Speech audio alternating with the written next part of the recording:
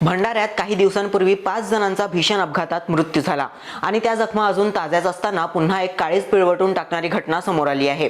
एक वडील आपल्या 3 वर्षाच्या लेकराला सोबत घेऊन कामासाठी बाहेर पडतो आणि परत येतो तो थेट मृतदेह बनून। भंडारा शहरातील रोहित खेडकर ज्यांच्या पिण्याचा पाण्याचा व्यवसाय होता, रोजप्रमाणे ते एसटी डेपोत रिकाम्या कॅन आणण्यासाठी गेले होते, पण त्या दिवशी त्यांनी आपल्या काळजाचा तुकडा अवघ्या 3 वर्षाच्या रौनकला देखील सोबत नेलं। कदाचित रोहितलाही वाटलं नसेल की ही त्यांच्या मुलासोबतची शेवटची सफर ठरणार आहे। एसटी डेपो मध्ये उभी असलेली बस रिव्हर्स घेत होती।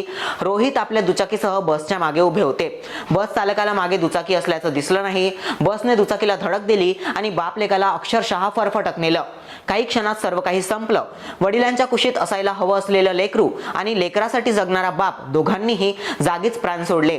या अपघातामागे एसटी प्रशासनाचा हलगर्जीपणा असल्याचा आरोप नातेवाईकांनी केला आहे।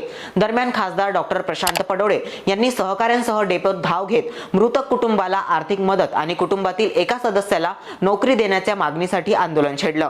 घटनेनंतर परिसरात तणाव निर्माण झाल्याने साकोली, कारधा, भंडारा, जवाहरनगर पोलिसांसह जिल्हा वाहतूक शाखा आणि एलसीबी पथक घटनास्थळी दाखल झाले। मोठा पोलीस बंदोबस्त तैनात करण्यात आला होता। अखेर पहाटे 4 वाजता प्रशासनाकडून लेखी आश्वासन मिळाल्यानंतर आंदोलन मागे घेण्यात आलं।